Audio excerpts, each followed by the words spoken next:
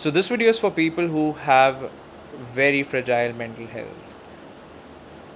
You're not clinically insane, not yet, but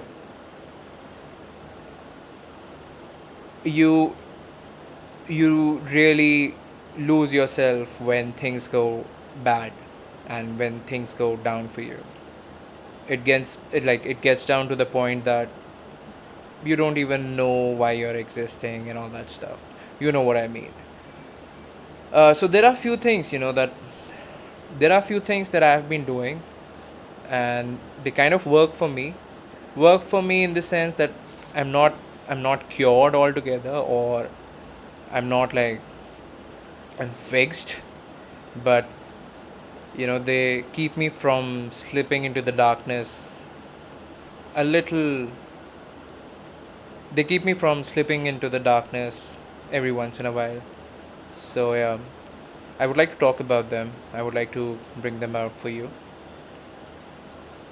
One of them is staying at home, or staying in your room, staying in a closed space. Staying in a closed space is the worst for your mental health. You know, your thoughts and the way you're feeling is directly related to your environment. I mean, of course, there if there's some trigger or something went bad, that's a different scenario altogether. But sometimes it just happens that you don't feel right. You feel low. You feel depressed, for the lack of a better word, and you can't really pinpoint the reason why you're not feeling right. Of course, there's something which is in there in your subconscious mind, but even though you're trying to not think about it, you're still not able to get out of that darkness or that state of gray. This thing always works for me, be it going out for a little walk, or be it going out in the forest, be it going out to buy some stuff, to buy my groceries. Uh, Something as simple as that helps me to switch my mood, helps me to, not slip.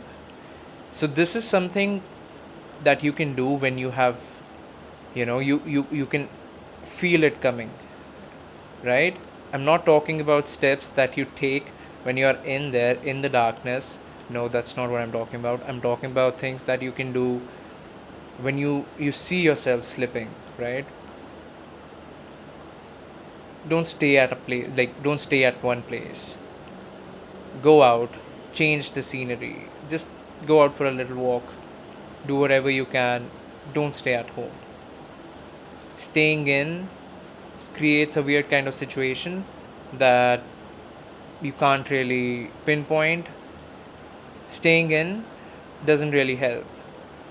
Your mind and your mind would ask you to not go anywhere, to stay in, to lock yourself in, but your body would thank you the moment you step out, and you would see the change coming in.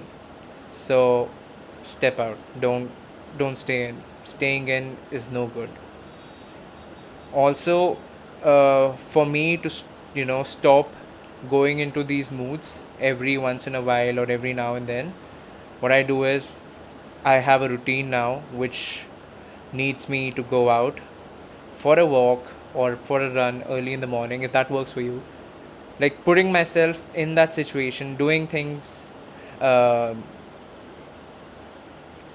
functioning in a routine is a great thing. It just makes it less likely for you to slip, or let's say it just reduces the episodes, if you may. Okay, the second thing, the other very important thing, actually it is one of the most important things, that is to avoid negative people or negative situations. It's just one of the most toughest one. And seeing the history of traumas and all that stuff in a lot of people, it's the people in their immediate family or their parents or their loved ones or someone who they live with that trigger the negative emotions. And the best thing you can do in that situation is move out if you can. If you cannot, then you have to avoid such people or such situations. You cannot be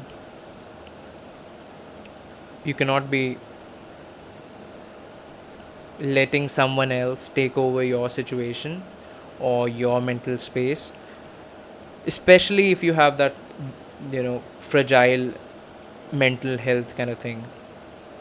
No, you don't want that, because once you're down there, like once the thing has happened, when you have an interaction with them, they give you something, it triggers you to the extent that you lose your mind, it gets you off your track. If you have your day planned in a certain manner, forget about those plans, it just goes bad.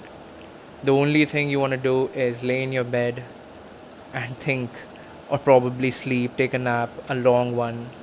So it gets bad. So I think keeping it short over here, I would say avoid such people, avoid such situations. I understand that a lot of times, in most of the cases though, the people who bring in the negative emotion in you are people who are really close to you. Gets a little tough to, you know, move away from them without actually moving away from your home. So yeah, I would suggest, it is a tough one, but get out of your home. You don't want to be in an environment that ruins your mental health. Please don't do that, because what happens if you stay in that situation and you don't move out is you are stuck in that loop, that endless loop of not going anywhere, and your mind getting all drained and you being no good. So yeah, that's something you don't want. The other one is, be open about your situation.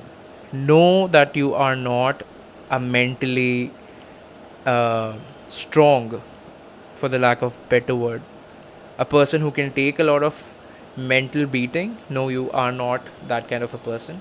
If there are situations, like some small situations that trigger you, it's okay. There's nothing wrong with that. Don't try to fight it.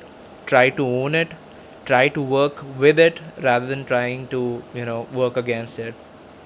Don't put yourself in situations that get you in a bad state of mind. And people around you, people who love you, people who know you, your friends, uh, they would respect that. Tell them. Talk about your boundaries. Talk about your mental boundaries. Talk about the fact that you cannot take things. I mean, you're not doing it voluntarily. Your body rejects some situations. Your body and your mind, it starts fighting if you force yourself in a certain situation, or your friends or your loved ones force you in a certain situation, or in a certain state of mind. Be open about it. I'm not asking you to make it an excuse, or let's say, you know, keep bringing that up. I know you don't want to do that.